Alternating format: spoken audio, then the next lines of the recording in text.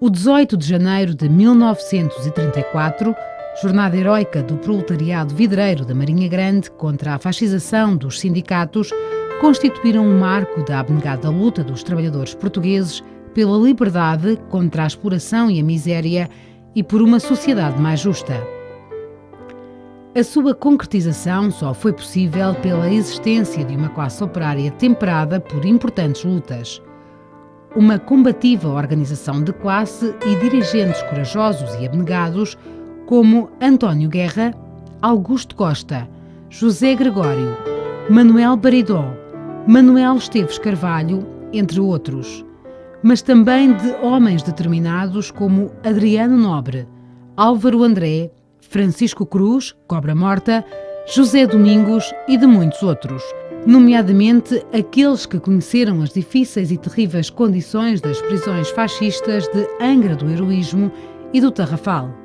O final dos anos 20 e os primeiros da década de 30 do século XX são para a classe operária vidreira da Marinha Grande anos de exaltante combate em defesa das suas condições de vida e de trabalho.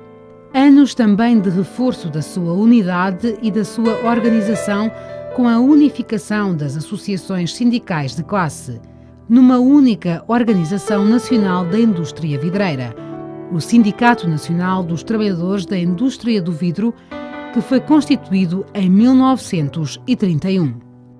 Um tempo de mudança também no plano político, que com a reorganização de 1929, sob a direção de Bento Gonçalves e o destacado papel de Manuel Esteves Carvalho, Manecas, que desenvolve uma importante ação na unificação do movimento sindical vidreiro, bem como um papel decisivo no planeamento e organização do 18 de janeiro. Muitas vezes se abateu a repressão sobre dirigentes operários, tendo sido presos e perseguidos, mas também sobre os trabalhadores em luta. Repressão que conduziria, em 1933, ao encerramento da sede do Sindicato Nacional dos Trabalhadores da Indústria Vidreira, por imposição da ditadura fascista de Salazar, dando início à fascização dos sindicatos e contra a qual se haveriam de levantar, num ato de valentia, os operários vidreiros em 18 de janeiro.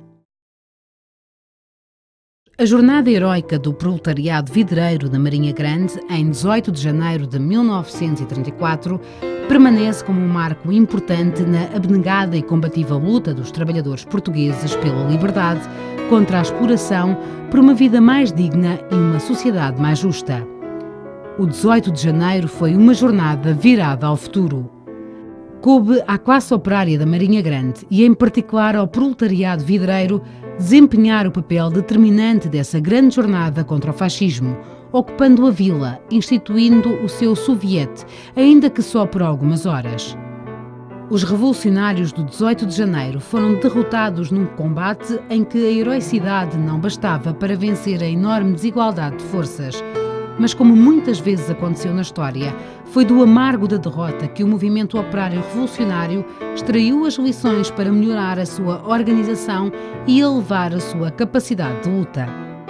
É preciso não esquecer. A reação do governo salazarista à greve de 18 de janeiro, e em particular na Marinha Grande, foi de grande violência e arbitrariedade. Elevado número de prisões, despedimentos, julgamentos praticamente sumários, condenações a pesadas penas de prisão, deportações, assalto ao que restava das organizações operárias livres.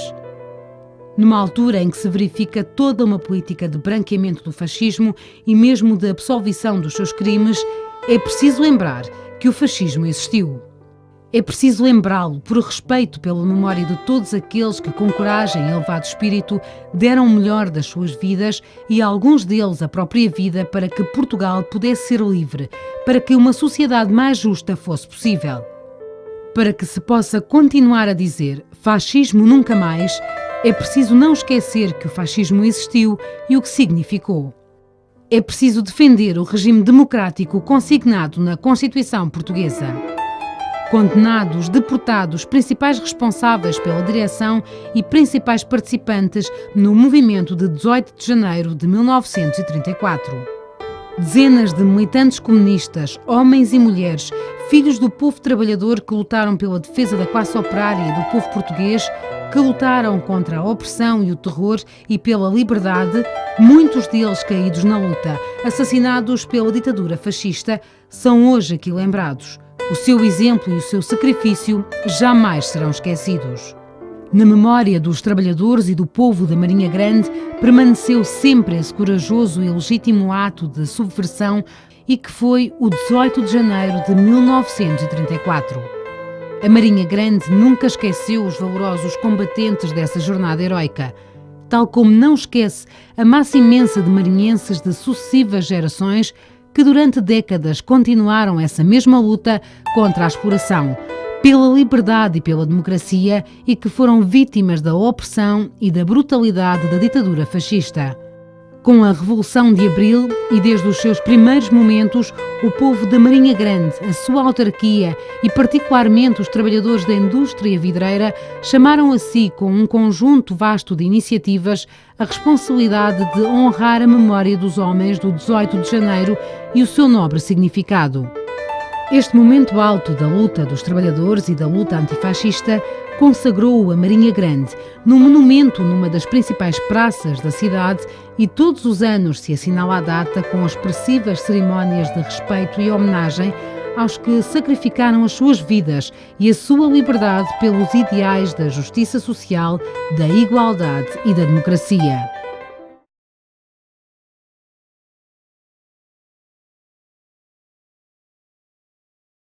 Aqui se recordam algumas das palavras de Álvaro Cunhal proferidas em 1975, no dia da transladação dos restos mortais de José Gregório. Marinha Grande é um nome escrito a ouro na história do movimento operário português. Melhor se pode dizer, escrito com lágrimas e com sangue. Porque a luta dos trabalhadores da Marinha Grande ao longo de 50 anos de fascismo foi paga com pesadas perdas, com perseguições, torturas, prisões, com assassínio e deportação de muitos dos seus melhores filhos, com séculos passados nas masmorras fascistas por muitos anos, com privações e sacrifícios silenciosos e anónimos das famílias dos militantes, educados na mesma escola de elevada consciência de classe e incansável combatividade. As tradições da luta do proletariado da Marinha Grande são inseparáveis da atividade dos comunistas. Marinha Grande pode orgulhar-se de muitos combatentes de vanguarda que tem dado ao movimento operário. Pode orgulhar-se dos seus mártires e dos seus heróis. Na Marinha Grande, o 25 de Abril é vivido intensamente, mas é no 1º de Maio de 1974 que os trabalhadores e o povo, percorrendo as ruas e alamedas que inúmeras vezes foram palcos de lutas e manifestações contra o fascismo, celebram a vitória da Revolução. Após o 25 de Abril, novas lutas e mais resistência. Mais uma vez, os trabalhadores foram chamados a resistir e a lutar pelos direitos conquistados com a Revolução de Abril. Tudo fizeram para que não houvesse a desarticulação do tecido industrial existente contra as posições governamentais do PS, PSD e CDS-PP que impuseram políticas de direita e provocaram o desaparecimento de milhares de postos de trabalho.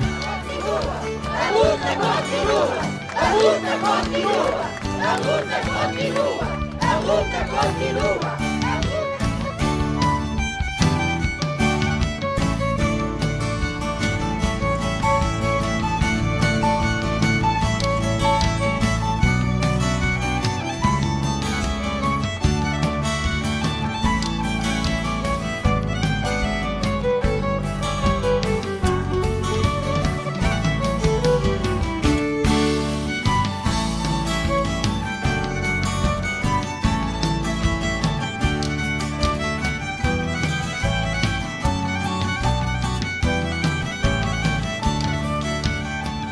O PCP dá expressão às expectativas, confiança e esperança que os trabalhadores e o povo nele depositam. Partido insubstituível na luta de resistência às políticas de direita e à ofensiva contra os direitos e conquistas alicerçadas com Abril, o PCP afirma-se como uma força de proposta e de projeto, portador de uma política alternativa indispensável à construção de um Portugal com futuro. Por Abril, pelo socialismo, um partido mais forte.